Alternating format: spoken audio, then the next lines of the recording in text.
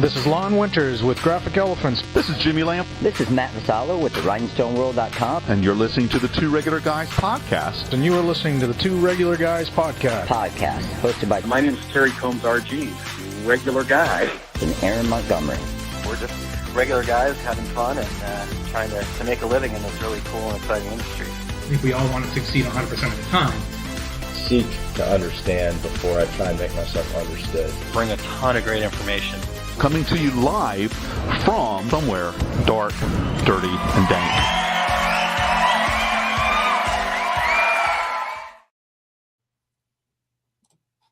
All right, welcome into the show. It is Friday, August 18th, 2023. I'm Terry Combs, and you can find me at terrycombs.com. And I'm Eric Campbell, sitting in very obviously today for Aaron Montgomery, and you can find me at ericcampbell.com. But today we have something very special for all you folks who showed up, all of you wonderful regulators. We have Theresa Hegel, who's the editor for Counselor from ASI Media, and she's joining us again. She's been on recently, but we couldn't wait to get her back because we have information from their awesome State of the Industry report.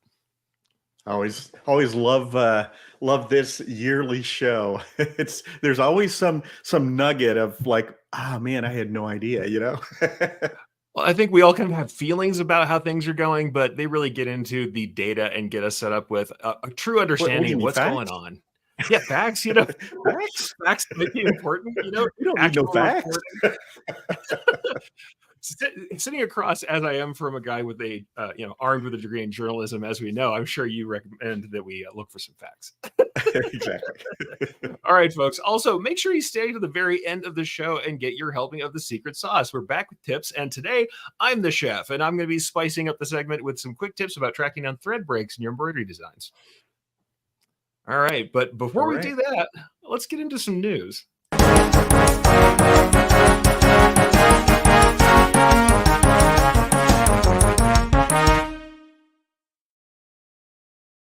Now, you might be surprised that this is not Matt from Graphics Pro, but Matt is currently out on location and couldn't be with us today. So I'm filling in with some news. I guess I get to talk a lot today. You guys will hear a bit more from me and a bit more apparently about Gildan. First thing is Gildan's emissions targets are validated by SBTi. Gildan Activewear has achieved a major milestone in its environmental strategy by getting its 2030 greenhouse gas emissions reductions targets validated by the SBTi, or the Science-Based Targets Initiative. The company aims to cut its Scope 1 and Scope 2 emissions by 30% and its Scope 3 emissions by 13.5% from their respective base years. This is all part of Gildan's next-generation ESG strategy, which focuses on environmental and social sustainability. The SBTi has confirmed that Gildan's targets are in line with a well below 2 degrees C trajectory. So good things to hear there from Gildan on the ecological front. But it turns out they're actually doing pretty well also on the economic front. Gildan announces their second quarter results. Gildan Activewear Incorporated reported net sales of $840 million in the second quarter of 2023, which is above expectations but lower than the same period last year. The company attributed the decline to a challenging macro environment and a strong comparative period. Gildan also lowered its revenue expectations for the full year and expressed uncertainty about the near-term outlook. However, the company said it was gaining market share and expected revenue growth in the second half of the year, supported by its vertical integration, cost structure, pricing, product availability, and sustainability. The company's president and CEO, Glenn J. Chamedy, praised the company's top-line performance and its GSG strategy. So I'm not going to always be talking about Gildan, but we had a couple of stories back-to-back there. And as we often see on the news, there's usually a little bit of a plug. So I'm going to give you a sly plug with this last story. And that is Impressions Magazine releases its 2023 embroidery supplement.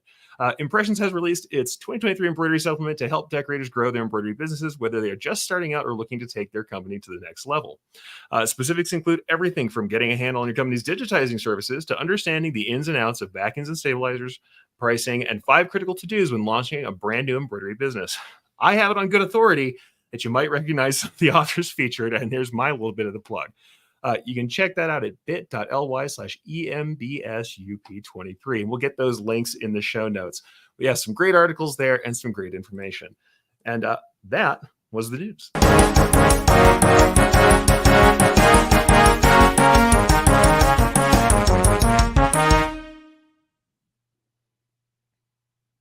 I'm expecting a royalty check from Gildan on that. I know, right? Where's the box of shirts and or discounts in the mail, I assume? All right. And nothing wrong with a shameless plug as well. So Hey, it's good information. There's a lot of great authors in there besides myself, I have to say. And honestly, I just was glad to see. I love when they do supplements like this. I like the state of the industry of where we have from Counselor. I just like to see when we have these specialty kind of drill downs on great information. There's some good stuff in there too. So we'll make sure we get links shared to you guys as we go on. But we do have a couple of you folks jumping in and saying hi. I do want to recommend that you get in, say hi, interact with us as we're going on through. But we're going to just say hi to Chuck, who said, good morning. Good morning, Chuck. Glad to have you. And Barb from Minnesota Custom Made coming in and saying hi and making sure we're both included, Terry. So it's not just me, even though I was on screen. It's also for you, sir. But yeah, I did see that first post and I thought, hey, wait a minute. Right? All right. So with that, though, I think we have something that everybody's been waiting for. That's not me talking about Gildan or myself writing. So why don't we go ahead and go with the dad joke, sir? Let's do it.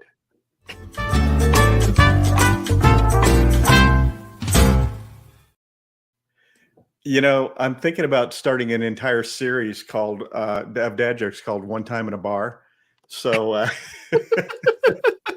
I'll say this: if anyone is qualified for the One Time in a Bar stories, it might be us.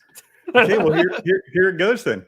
All so right. one time in a bar, the bartender yelled, "Does anybody know CPR?" Huh. I said, "I know the whole alphabet." Everybody laughed except for this one guy. Okay, I actually like this one, guys. Usually I'm the one who's face palming and shaking my head, but I kind of like that one. The subtlety at the end does it for me. But they can't. All right, before we dive in, we want to thank everybody for checking out the Two Regular Guy podcast. We need your voices. We would love to have the regulators participate in our show intros. Go to decorators.ink./intro. Just read a few sentences, and you can even add a little spice at the end. And we've gotten some, but we want to hear from a lot more regulators. And it doesn't matter if you're a decorator or a vendor or any type of participant in the industry. We'd love to have you be a part of the show.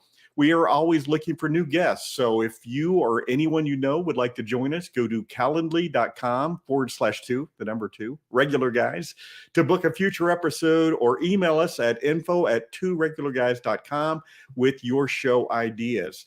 If you are listening to the podcast version of the show, we would appreciate you sharing the Two Regular Guys podcast with all your industry friends so they can become regulators too.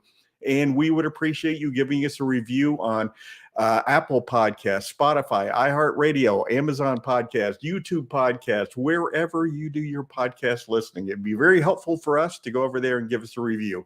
If you're watching us live right now, please join in with your comments and your questions. Absolutely. So without further ado, I think let's bring in Theresa, because I think she knows more than we know about all of these subjects. I can't wait to see what she's put together. And honestly, this is such a great topic. I like to kind of get this data in. So let's bring in Theresa. Hi. Good morning. Hi. Hi, Theresa. Great to have you back. Seems like you were here very, very recently. Yeah. When was that? Was that like last month or the month before? I think it was last month. I can't remember, but after 500 plus shows, you know, they all blend together eventually. Exactly. Well, suffice it to say, always a wonderful time to have you on. And though you've been on the show several times, new listeners, why don't you just give everybody a little thumbnail sketch about who you are and how you find yourself in the industry? Okay. I'm Theresa Hegel. I'm the executive editor of digital content for ASI Media and Counselor Magazine. I've actually been with ASI for 9 years now. It'll be 10 in March, which nice. Hard to believe. But prior to that, I worked at several newspapers. I don't have a journalism degree. I have an English degree, but kind of adjacent. But yeah, I was a reporter. I used to design newspaper pages. I copy edited. I wrote headlines. I did all that stuff. Nice. So you're a real journalist without a journalism degree. I have a journalism degree and a garment decorator. So there it is. That's how life works, America, in the world. And to finish the trifecta, I have an English degree. So there's English and medieval studies. You never know, folks. Yeah, So, I mean, I'm not flipping burgers like some people thought I would be. So Same. A lot of our listeners are in the promotional branded marketplace, and but also, regular garment decorators. I think this survey really is translatable to the entire industry. So, Theresa, tell us a little bit about the 2023 State of the Industry survey and how this is all put together. yeah, so I mean, this is something we've been doing for many years. We put out we actually survey the people in the industry. They have a kind of detailed questionnaire that they have to fill out, and they're pretty candid and honest with us about what their challenges are, what's going well for them. And then when we have our, market research data guy kind of compiles it all. And then, myself and other people in the editorial team, we kind of look at what the trends are, what stands out to us, and put together this issue based on that information. So obviously, I think one of the things that my editor CJ mentions in the magazine is that what ends up in this issue, there's way more research. We don't, it's not like we throw everything onto the page. We're kind of curating what is going to be the most significant trends, what is most interesting to readers, but there's definitely more stuff that is behind the vault. So it's a ton of information every year. And the other thing that's cool is that we can look back historically too. So we have the most recent results, and then we can kind of compare them to how things were in years past as well. I remember when I was an active decorator, I would eat this kind of thing up, just planning to go forward to see where everybody else was, and what the future might hold for us based on what's happening this year. I just wanted to not to interrupt you, but we also publish the top 40 suppliers and distributors. So that's a good way to see kind of what the competition, what the big guys are doing, what their revenue is at, and just sort of figuring out kind of where you stand compared to them. Right. Perfect. Well, yeah. So you had kind of this compilation of trends and responses, but you also have these kind of harder data that we're going for, so everybody can get a real idea of industry trajectory and, just, like you said, where they fit. And I think a lot of people worry about that. I don't think they really know. And it's good to have that. For sure. All right. Well, now, the one thing I have to say is, looking over the report, there is a lot of information there. So anybody, if you're not a member yet, it might be a good time. There's good reasons to be a member, and this kind of information is one of the good reasons. But let's pick out some categories we can share with our listeners out of this large volume of information. How about we start a little bit with the health of the industry? We don't like to speak about it as pre-pandemic, post-pandemic all the time. We just want to say we're back, but we know that there have been some changes. Where are we as the health industry? Yeah, so promo sales in 2022, they're back to 2019 numbers. So the industry is at $25.8 billion now. Although the one caveat is that when you adjust that number for inflation, we're actually behind by 10 to 12% compared to 2019. Still, I mean, putting that aside, it's pretty impressive that we're being back to that number, because one of the things we always said was if you remember the beginning of 2020, before the pandemic that shall not be named, the industry was actually kind of on this really big upward slope. It was doing very well. So if it had continued in that trajectory, we would have been who knows what would have happened. But sure, now the numbers definitely show that we're kind of back to where we were before with issues of inflation. I think we're almost to the point where we don't even have to say we're back. That'll be next year, maybe. Yeah. Well, that's interesting too, because one of the things that CJ actually wrote in his, I think in maybe his beginning letter, was that this will be the last time that we're going to be talking about pandemic stuff. He's like, I'm putting it to bed, and it's done now. It's going to be regular trends, regular news. We're not going to have to mention PPE or any of that stuff. Hopefully. Right. Exactly. Well, Theresa, one of the things that caught my eye, because I talk to new decorators all the time, is order values and pricing as a category. So what have we learned on that subject? Sure. So one thing, for distributors, and that includes decorators too. I think average gross profit margins reached 36% in 2022, which is the second year in a row that they increased, and it's the highest increase since 2019. But however, many suppliers had to hike their prices due to things like higher labor rates, the increased cost of raw materials, which, that could be cutting into margins for distributors going forward. So, I think a lot of what we see in this state of the industry is that things are really looking good. Things are back, but there are these like kind of warning signs that we have to, keep an eye on. So for sure, there's the inflation, and with price increases, that is affecting like what the order values are, the order sizes. I think some people have said like end users might be buying the same dollar value, but maybe purchasing fewer things. Right. So it's good news, but there's a little bit of a kind of have to temper it with like what the reality is. I think that's always the case. It's like, it's great to look at numbers, and hey, I'll say this, being somebody who's been in e-commerce for years, you look at the graphs and you're tracking those things, you start to live and die by those bar graphs and by those spark lines and stuff. But we always have to stop and say, all right, what does this actually mean in context? And it's kind of great that we have that concept. We're sitting here going, all right, yeah, we have this. It looks good. We've got health. I think the one thing to take from that is underlying health of the industry looks good. Even as in the news we talked about earlier, there might be some hard macroeconomic stuff going on, we're still getting good value. We're seeing increases in kind of value for the cost for decorators. And I think that's something that's worthwhile to see, even if we have to say, all right, throw a little cold water on it. Make sure we don't think we're just hockey sticking into space.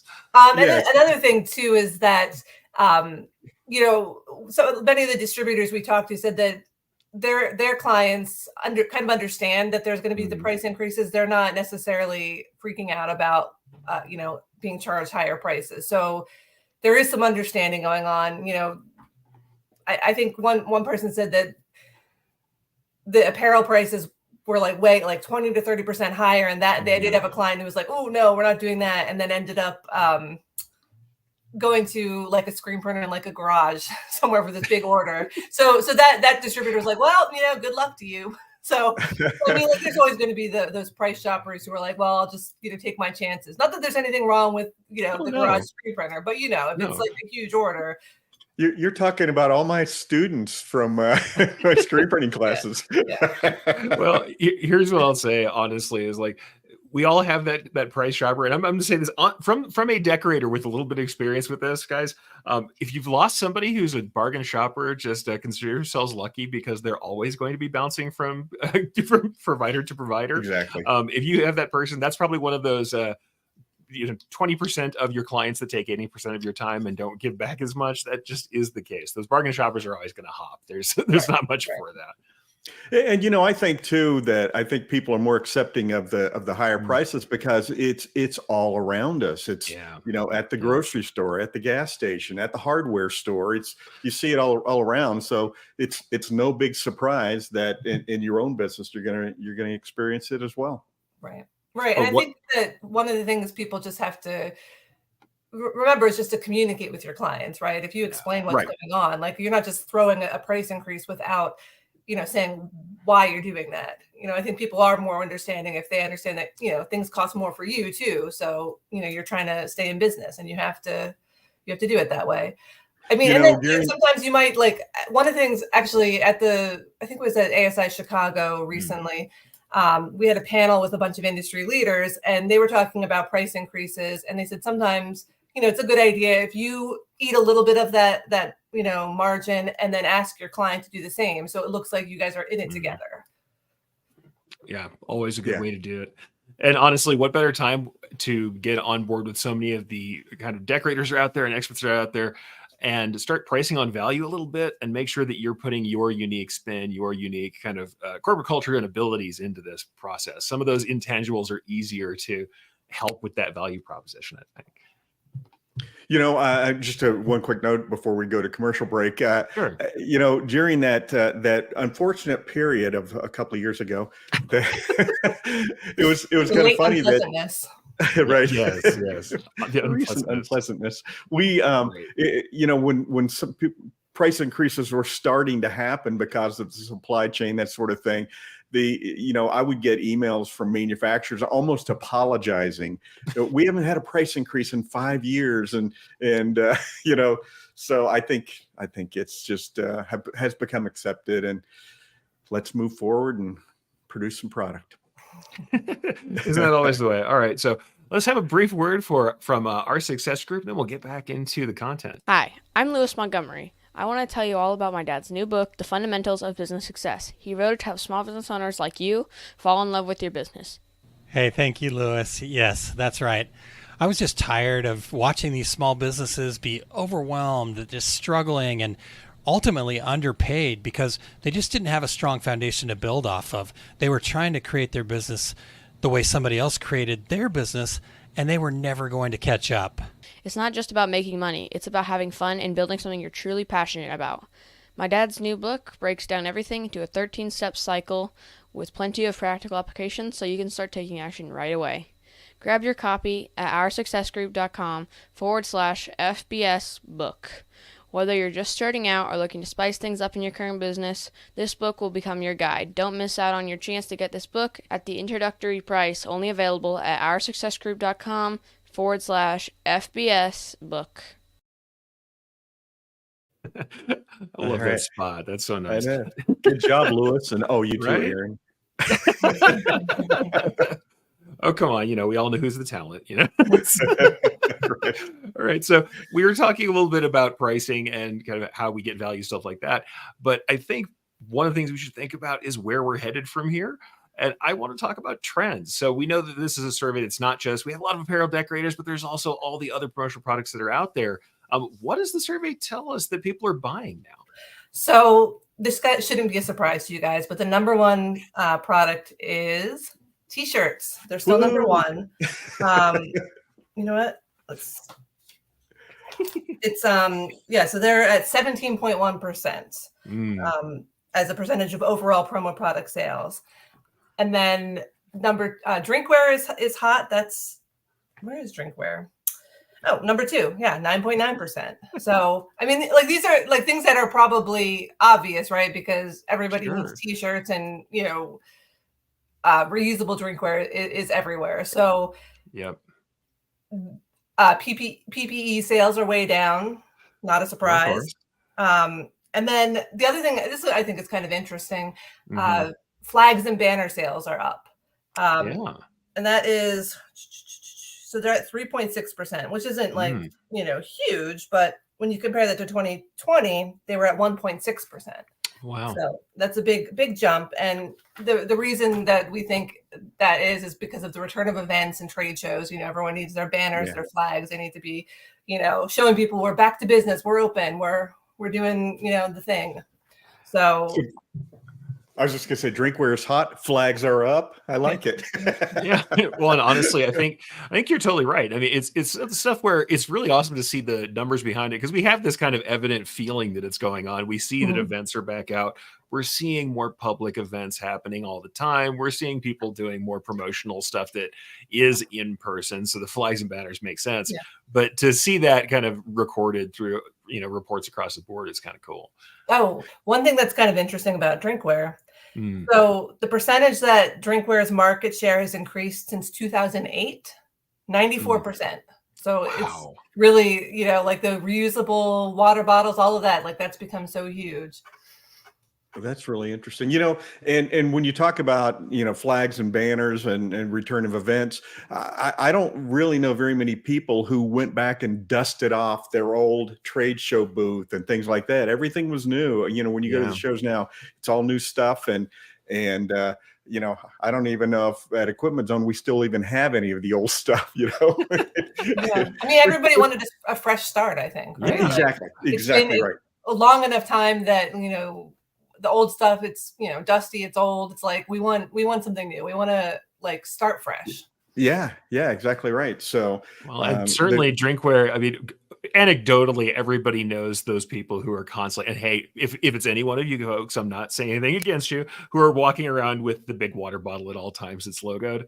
I mean, also, I can't help, every time I come to the show, what do I come in with? logo drinkware from the show. And thanks to Aaron Montgomery for getting us set up with that. It's just we one get of those the things. random package from Aaron. There's always like cylindrical package from Aaron and more drinkware. Yes, indeed. But coffee mugs, we're in the one in, one out here at this house. Apparently, I have too many decorated coffee mugs. So if I buy another one when we're in Huntington Beach or something, I have to dispose of a previous one. Well, we have a couple people chiming in from the regulators. Before we move on, I wanted to grab a couple of folks. Certainly, first thing is, Theresa, by the way, feel free to interrupt Terry. Aaron is here listening temporarily while he is out and said, please feel free to interrupt him. It's worthwhile. Sometimes we have to. And then we also have a couple of people showing in, but actual commentary. Thanks, Aaron. Ramona says, I like the thought of communicating the increase as a joint effort. I mean, anything to build that sense of community. And I think that Theresa had a great point about that. That's just anytime we can communicate better and then honestly make it feel like we are partners in the game, which we should be, is the best way to go. So love that. And of course, Aaron, once again, we're back. Everybody's happy not to be kind of back in those doldrums that we had previously. That was some rough times, but it's good to see that the trends are up. Exactly. So we talked about what people are buying, but Theresa, who are the buyers? Yes. So the number one market for promo is education. And what is interesting is too that eight out of the 9 last years, it's been the number one market. Mm-hmm. So can you guess what year was not education and what was instead the top one? Oh yeah, I think I can. Let's see. Which year did it start? 2020. Right. 2020 healthcare was the top market, which, for obvious reasons. Now, healthcare is at like 10.4%. Education is 13.1%. Okay. And healthcare is at 10.4%. So it's still pretty robust, but it's definitely dropping compared to 2020. One thing that I think is kind of interesting is the retail market is, so it's a small part of like the overall markets. It's like 5.9%. However, it's one of the top 3 markets for very large distributors. So distributors that are making more than like $5 million a year. Retail is like 10% of what they're doing. So it's interesting. So it's for overall, it's kind of small, but for those big guys who kind of probably know, like, are slicker and know what they're doing and how to kind of attract that market, retail is pretty big for them. Right. Yeah, kind of unsurprising. I mean, if you've been in a shop that's done retail stuff, and I certainly have sold into the department stores and stuff, back in the days where department stores and malls weren't all dying, make myself feel a little old here. It can be very lucrative, though kind of a difficult range to be in. You have to have your production pretty well the way it should be, and your shipping for compliance and everything. It's got to be, ducks in a row for sure, but it's a big market when you get it. So Eric, were you a mall kid? Were you hanging out at the mall? Not really. No, I was kind of a punk kid. I know I look like this now, but I had a black mohawk and the denim vest and everything you can imagine. That was me. So we need pictures of that. I was going to say, we need some pictures of that. No. I was young enough not to have the internet be there when I look like that, and I refuse. Let's put it this way. Now nature has decided my mohawk is inverted, so thank you, nature. But at the same time, I was slightly wilder in my earlier days, folks. Well, I'm learning all kinds of new things today from Theresa, from Eric. Well, though I will say I did get to live the dream of a lot of mall kids, and we sold a bunch of stuff into Hot Topic. So that was got to be a provider for Hot Topic. It's a very different thing. All right. So going on from that, I mean, lovely to hear the markets. It's really cool education. And I'll be honest, when we first saw that, for a moment, I almost was incredulous. Even though I know it was there, I expected healthcare to kind of continue on. Yeah. Because there's still so much going on in that space. And I've done a bunch of company stores for healthcare myself. But it's really interesting to see those markets kind of shifting back, once again, to what we remember them to be. But let's talk about suppliers for a minute. We all remember the pictures of like cargo ships lined up waiting to unload, where we didn't have the ability to get stuff in, where we're constantly having sourcing issues. Can you share a little bit about what you guys found about the supply chain? Yes. So supply chain issues related to the pandemic are largely over. But, it's one of those, again, like kind of like all this good news that I've been bringing you, you also have to take a word of caution and, have fail safes and backups in case there's like new inventory shortages or other snags that happen. I think one of the things like the pandemic sort of showed us was how fragile the supply chain can be if you're not careful about it. Right. So, the lesson you should have been learning is like, have more options, I guess, like have a backup plan in case like this t-shirt you want is not available, nowhere else you can go to get something similar. And I think, like the businesses that survived, over the last few years, that is something that they know how to do more than ever, right? I'm sure, because how would you survive if you didn't figure that out? Yeah. But let me see. Here's a stat. 76% of suppliers believe that supply chain issues will have improved significantly by the end of this year. So people are confident that, the big issues we saw before, they're gone, and it's just going to continue to, get better.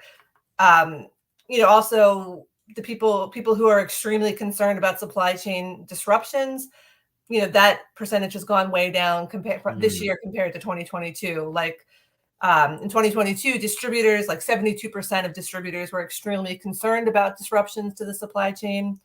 This year, in 2023, only 40% are extremely concerned. So it's definitely, something that people are still, you still have to think about. It's still a thing.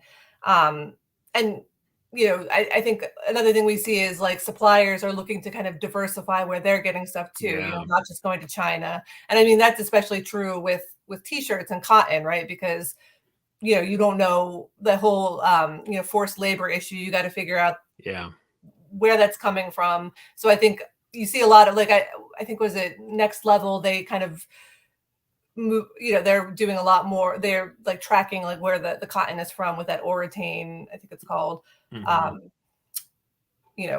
So basically people there's still some issues. It's getting better, but you have to be nimble. You still have to stay nimble, and you have to know like where to go to get what you want. Well, and being that, I mean, anecdotally, and I don't know this, being that it's being reported as a feeling from, decorators and distributors, I think it might also kind of show that, people have figured this out for themselves. Like it's not just because we're talking about them reporting how concerned they are. It may also be, hey, I'm not concerned because I've kind of figured out where my other options are. And I'm kind of working on that portfolio of suppliers. Yeah. Well, one other thing that's not really a feelings thing, which is helpful. So the percentage of on-time orders from suppliers is also getting a little bit better. It's 84% in 2022 as opposed to 83% in 2021, which still is not great compared to 2017 when it was 93%. But if we're getting a little bit better, that's a good thing. I think actually, one of the things that came out of. Feel free to go, sir. Go ahead. Aaron, I was just going to say one of the things that came out of this this whole situation was I'm just going to keep talking. Was instead of saying this brand or this brand or this brand, a lot of decorators said this style of garment, and so it might be a Next Level, or it might be another brand. So I think that's probably still carried forward, that people are like a little more comfortable, because then you do have some more sourcing opportunities. But gosh, I was one of those people, being here in Arizona, we're just 5 hours from the coast. And I remember a couple of years ago going out to Huntington Beach, and the ships were lined up as far as the eye could see, waiting to either unload or just sitting there because they couldn't go anywhere to load up anything. And something else that I've noticed recently is some manufacturers of like equipment, things like that, all of a sudden you don't see that it's been manufactured in China. All of a sudden it's being manufactured in Indonesia or other places like that. So I think that that companies, manufacturers or suppliers are hedging their bets for the future. We're not going to get caught again, So I think it's interesting. Speaking of like international and things that are made in the USA, so according to our research, 88% of where suppliers import products from is still China. 21% comes from Vietnam, no, that's okay. So yeah, 88% from China. There's 21% getting stuff from Vietnam, India, Bangladesh, Mexico, Indonesia, Pakistan, Thailand. There's a whole kind of range, but you're right. Like, I think people are trying to find other sources. Right. Although we have also noticed that demand for made in the USA products is lower than it was in the past. I think that's because people just figure there isn't any. So there's one of the things everyone's like, let's get, made in the USA. And then there's all the stories like, oh, well, this is why, we're not doing that anymore. This is why you can't get that. I think there's still those niche places that do offer it, but to get the bulk of materials, it's very difficult. Oh, and dealing with the cost issues too. And by the way, sorry for the delay in the mics. It has me stepping on everybody. Sometimes we're stepping at each other. There's a little bit of audio delay. And I think that Aaron actually said something useful here in comments. He's jumping in. Apparently, he's still able to comment, my friend. I think the challenge of supply chain is some suppliers were able to take some liberties due to COVID and might just stick with it. I know there's definitely decorators that feel like that some of those liberties were there. But I do agree that what I have been seeing, at least people talking about, is that there's opportunities to be disruptors and challenge the way things are done. I don't think it's a massive percentage of people doing that, but they're there. I think maybe some of the pressure, and at least once again, anecdotally talking to decorators, it seems like there's also just that price pressure because of the increases, because of the costs that are there in blanks and what have you, that yes, we want to do more kind of like local sourcing and stuff like that. And some companies are pioneering that. But if we're trying to get people on board and trying to get price points that look like they used to, sometimes it's like, the going to, kind of idiosyncratic individual sourcing or locally sourced stuff can be a really hard sell. So, Theresa, probably the most common term you hear today, is in relationship to businesses that most of us rarely heard just a few years ago: sustainability. Talk to us about what you found about sustainability. Yeah, well, I mean, of course, this is like a near and dear to my heart topic because I run our Promo for the Planet, site, which that's about a year old now. And we started because, sustainability is something you're hearing everywhere, but there's still a lot of confusion over it. And not everybody, I mean, it's a huge topic, right? Like, so how do you define that? How do you ensure you're doing, what you need to be doing? But it's one of those things that's not really a trend anymore, right? It's here to stay. Right. So, one of the things we found is that 58% of distributors prefer to purchase products that are environmentally friendly, and 53% prefer products that are socially responsible. So it's not a huge majority yet, but it is the majority. And I mean, just, as I've been covering the sustainability issue in the industry over the last year, I've definitely noticed more and more suppliers are posting their, ESG reports or their CSR reports or sustainability reports. Like you mentioned in the news, like with Gildan and its science-based targets initiative, I see, more companies,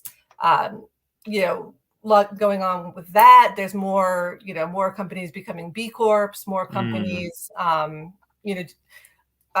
their EcoVadis rating. So it's definitely something people are asking for, I think, from the end user side. So suppliers and distributors, either, whether they wanted to or not, they have to figure it out. They have to figure out how to, make themselves more sustainable or find, source products that have that sustainability story. And even like I was at ASI Chicago, last month, and just the show floor was filled with sustainable, stories, products. It's not, like some of that stuff might have been there before, but it wasn't like it was front and center. It was like everybody had something to share. Well, hey, Theresa, talk to us a little bit about your other project. Tell our listeners that didn't maybe hear that show a little more about what you're doing. Okay, sure. So it's called Promo for the Planet. And it's a regular page right on our news website. And I think the main page, I think, is not under the subscription wall. So I think that you can go to asicentral.com. What is it? It's /promo for the planet. Yeah, /promo for the planet. Easy peasy. I think that is actually open to anybody. But essentially, what it is it's meant to be a resource for people in the industry. I have a bunch of definitions of common like terms related to sustainability, whether it's like the circular economy or like bamboo, like any kinds of things. Like you're like, oh, what does this actually mean? We have definitions for that. We have a listing of all the different kinds of certifications that are out there.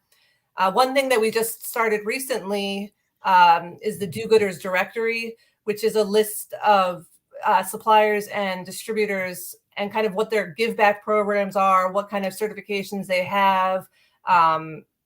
Just a little, just like showing you like what they're up to, like where their values are basically. And that's something that I'm always updating. So if you're in the industry, if you're an ASI member and you don't see yourself on that list, like don't get mad. I mean, you can get mad if you want, but get mad and then email me after you're not so mad, and I'll get you that. Because I've definitely like people have reached out to me like, oh, I'm not on there. I'm like, oh, okay, that's fine. Like I update it like weekly or bi-weekly as I get new information.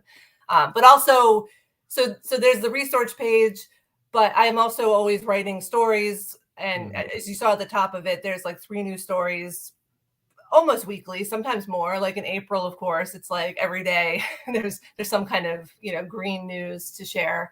But it's like I try to have a mix of sort of how-to stuff, like explainers of kind of what the trends are, but also just news of what people in the industry are doing. Like there was a story I did recently about Gary Line, which is like a big plastic supplier, and eco promotional products, which is a smaller distributor but is very eco-focused, and they kind of work together to come up with ways for Gary Line to reduce packaging, because they have like some of their like they've been like recycling some of their plastics forever because they are made in the USA, and like the way to stay nimble is to take like the stuff you're making and use your scraps for other products. Like you don't throw anything away because you're trying to, compete with, overseas manufacturers, but they didn't always share that. Like, I think they, like, it was just something they did and weren't always sharing that story. So, it's interesting. It's interesting how, some of this stuff has been done in the past, but wasn't really called out for like, hey, that's a really good practice that you're doing. That's something that we should be talking about. Yeah, that's awesome. Well, yeah, that's the thing, like if you guys had like anybody who has like something cool they're doing related to sustainability, or a question they have that they don't understand, like I would love for you to email me or reach out to me on social media, because I'm always looking for new content and new things to share with people. Well, we won a big award for the page, so the ASI Awards. So yeah. It's all good. That's awesome. Now, I have to say, I'm probably going to go back and look at the glossary. I was reading that Gildan article this morning, and we're like, okay, all of the different sources and schedules for the stuff. And I'm like, I'm reading this, but I'm not sure which one of these is what kind of emissions, or which one of these is what kind of waste. There's like the scope 1, scope 2. Yeah, the scope 1 and scope 3. Yeah. I had to go back and read that myself. So, hey, folks, if you want to find more about that, then very obviously check out the promo for the planet page. And I went and put that up one more time here. That's at asicentral.com/promo for the planet. So awesome resource for those who are interested, and you should be interested, honestly, because on what the people are asking for, which includes, eco-friendly and socially responsible stuff. That's something we're just going to have to figure out, like you said. So I know that you report in the industry rather than being a garment decorator. Usually we're talking about garment decoration tips, but I know you got some tips. We ask all of our guests before they leave. Do you have one piece of advice, one piece of information that you would like industry listeners to have before you go? Well, I mean, I guess I'll just be self-serving and say you should sign up for for the Promogram newsletter, which comes out 3 times a week, and it has all of our latest, news and stories in it. I do really think that it's important. If you don't get the news from us, get it from one of the other, many great sources, but it's worth knowing what's going on, right? Like, especially there's so many good, like industry specific news sources out there. Like you need to know, like, what is Gildan doing? What is, like if there's some kind of news, like maybe like if there's some kind of, I don't know, like natural disaster that affects, the output of a t-shirt supplier and you don't know about it, if you've not been paying attention, like you're going to be caught off guard, right? So Right. I'm not saying you have to spend all your time, reading it, but a quick check in the morning, like Monday, Wednesday, and Friday, I think it comes out at 10 or 11 in the morning on Monday, Wednesdays, and Fridays. And you'll just see what the latest headlines are. I think it's definitely worth knowing what's happening. And even if you can't immediately apply it to your own business, I think that if you take a second just to know these things, it'll spark ideas for you. I mean, we do like case studies too of like what other people are doing, and that might give you some ideas for how to do things for your clients. I mean, we always have product showcases of what the newest and coolest promo products are. So it could give you product ideas, it could give you business ideas, it could just keep you in the know of what's happening and how you can respond to it. Well, there's lots of ways to grow and improve your business and yourself personally, and have a cup of coffee and read a newsletter. I think that sounds like a really good idea. So, Theresa, you referred to, reach out to me about sustainability and things like that. How can people go about doing that? How can our listeners find you? Well, if you want to email me, it's Hegel, THEGEL at ASICentral.com. I am on X. Is it X? Nobody knows what to say anymore. But I think I am still there. I don't use it as much anymore, but I am there and somewhat active at Theresa Hegel, I believe. I'm on Instagram. I have 2 accounts, but I have an ASI one, so that's the one that would be more useful. Like, you don't need to see like the pictures of my kid and all the dumb things I post on my regular Instagram. And then where else am I? I'm on LinkedIn. Has become a bigger thing. Yeah. You can just search my name on LinkedIn. I think I have a Threads account that I haven't used much yet. I'm on TikTok too, somewhere. So I'm all over the place, but I don't always check everything as much as I should. I usually use TikTok when I'm at like one of the shows or somewhere, because it's an easy way to do like fun little interviews and like, show what's going on. But yeah, I'm on all the social medias, and it's usually somewhat under my name, so it's not too hard to find me. All right. Well, thank you so much for being on, and thank you for sharing all this wonderful information. It's been fantastic. So thank you very much. And this is, by the way, that's yes, the actual print copy. There we go. Yeah, so Person Counselor. of the Year. Yeah. Counselor Awesome. Magazine. Yeah, check out Theresa Counselor. again, and we'll look forward to seeing you again soon and back here on the show. Yeah, absolutely. Awesome. Oh, it's All excellent. right. Huh? Interesting stuff. Yeah, for real. I mean, we had just tons of great information. Like you said, go check out Counselor Magazine, check out ASICentral.com as well, and you'll be able to see more of that fantastic information, as well as like I flashed that on the screen and sent that in the links as well. We've got the newsletters. You want to check that out? It's ASICentral.com/news/newsletter. So tons of great information out there, and good point. Keep educated, keep abreast of the stuff that's currently going on. Exactly right. So I'm going to start talking about upcoming events, and then I'll read errands as well, since you're going to be doing the sauce. I'll give you just a little break here. So next Thursday, August 24th, I'll be doing an Equipment Zone webinar it's going to be myself, Jay Bassell, Dane Clement from Great Dane Graphics, and Kelly Walters from Hottronics, and it's called From Artwork to Application, Unlocking the Magic of DTF Transfers. And you can sign up for that free at equipmentzone.com. I think it's going to run about 90 minutes. And as you might imagine, since we're going from artwork to application, a big chunk of that's going to be Dane talking about how to prepare your artwork for DTF. And there are some tips and tricks that Dane knows that you're going to want to know about. So my complete screen printing business course, I'm going to be at Workhorse Products in Phoenix, September 23rd and 24th. Workhorse is giving away 2 free passes to that class if you're attending Fort Worth Impressions Expo. So stop by and put your name on a slip of paper and drop it in the box, and you might get 2 free tickets to that class in September. I'm going to be back in Chicago with Atlas Screen Supply on November 4th and 5th. Fingers crossed it's not snowing in Chicago in November. And as we mention every week, all of us, myself included, I'm going to be speaking at the Fort Worth show. I'm going to be doing a seminar called Everything You Hear About DTG and DTF Printing on the Internet is Wrong. And I'm also going to be hosting a panel discussion as well. And that show is September 14th through 16th. Watch for all of my upcoming events at terrycombs.com.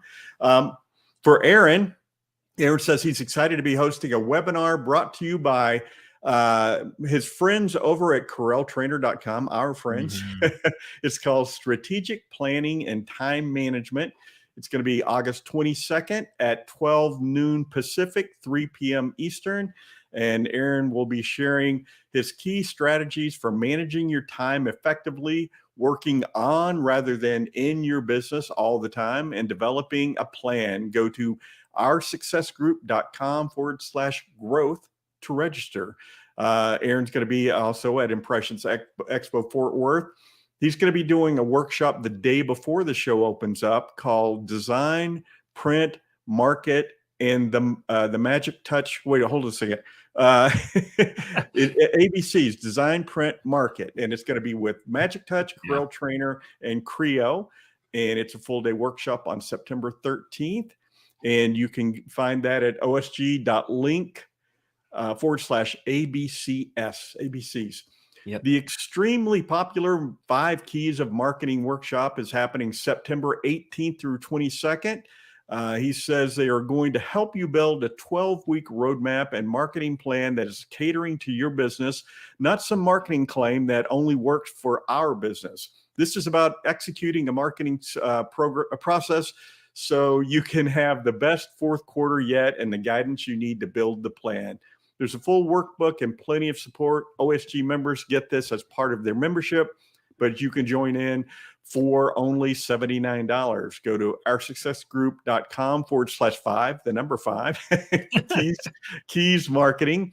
And as you heard from Lewis earlier, the Fundamentals of Business Success book is available. Check it out at oursuccessgroup.com/FBS book. Yes. You're up, Eric. I don't think there's All another right. word to say. I'll say this, by the way, folks, hold on, because secret sauce is still coming. I am going to still share the secret sauce, but real quickly, let's tell you what's going on with me today, and that is the Take Up. Take Up is episode 165. We're doing Q&A, so I'm doing some catch up here with folks asking questions about earlier episodes. So Q&A plus, depending on how many questions you folks have live, enveloping text tips, trapunto designs, and tough textures, catching up with recent questions and opening up the floor. If you got questions, join live at 2:30 p.m. Mountain Daylight Time this Friday. And I will be answering Q's, covering some issues from earlier episodes, including tips about enveloping text and font choice, how to get lift in trapunto or emboss designs, and how I deal with some difficult textured materials.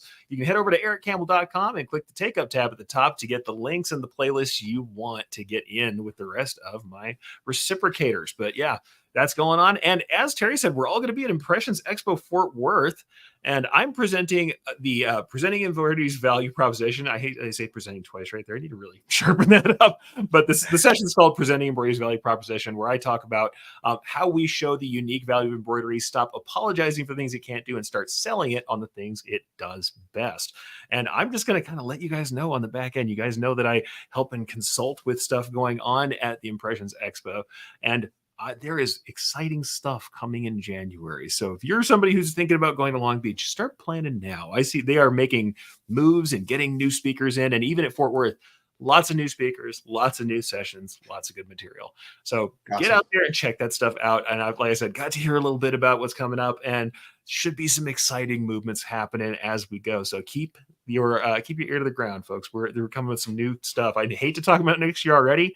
Feel a little palpitation when I say it, but good stuff's coming up in the kind of gathering again to come in the next year. And I think I've finally gotten through to you, Eric, that I noticed you said Mountain Daylight Time. Mountain Daylight Time? I did. I tried. I tried. I know you Arizonans just have to absolutely make sure that we know that we're still into the works there. So, Eric, you ready to stir up some secret sauce? Absolutely. Let's go for it.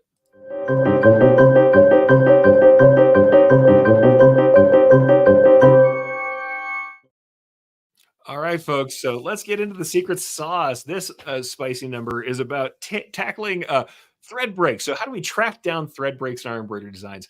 Nothing can be more frustrating than limping through a design with chronic thread breaks and fraying. Luckily, there are a few things we can do to keep in mind what's going on and help us track down the cause and actually address the issue with the break in question.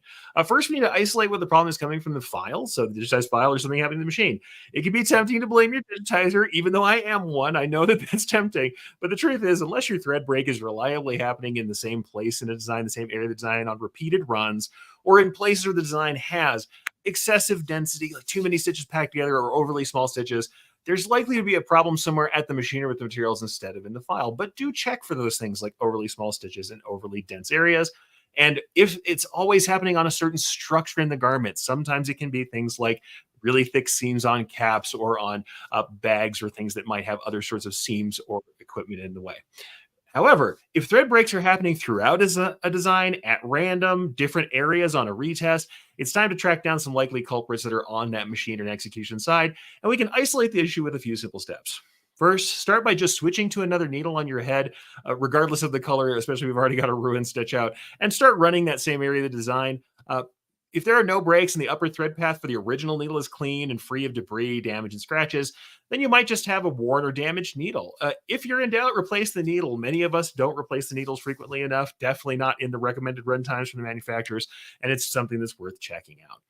Certainly, you also should check the cone of thread on the initial needle that was causing the breaks as well. Improperly stored or aged thread can become brittle, especially those of us who are desert dwellers. If your stuff's been out in the sun and in the dry, you may find that it's quite brittle. If you can grab your thread and stretch it a little bit and it breaks very easily between your fingers, the chances are you have to swap out to a new cone of thread or get a new thread that has not been stored improperly or damaged. So watch for it being excessively brittle or friable as well. Now, if you swap to a new needle and the thread breaks persist, then you want to start checking stuff in the bottom thread path. Check over the area of the needle plate, the bobbin case, and the rotary hook. If you've recently broken a needle, you may have left a scratch somewhere on the plate or had a piece of the needle get down inside under the plate and scratch the hook.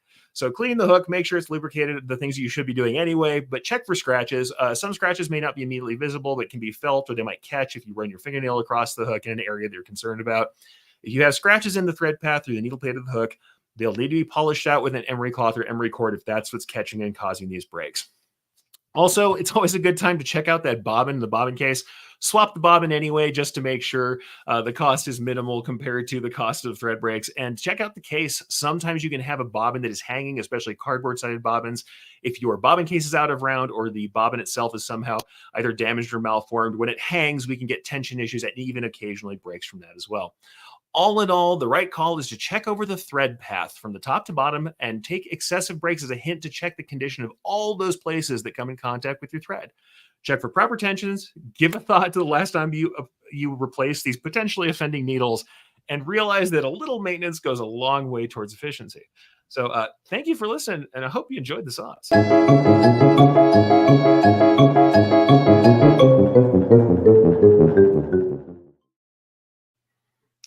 All right, just like Aaron, I feel fully trained in embroidery now. Let's get armed with 15 minutes of experience. Aaron is ready to take on the world.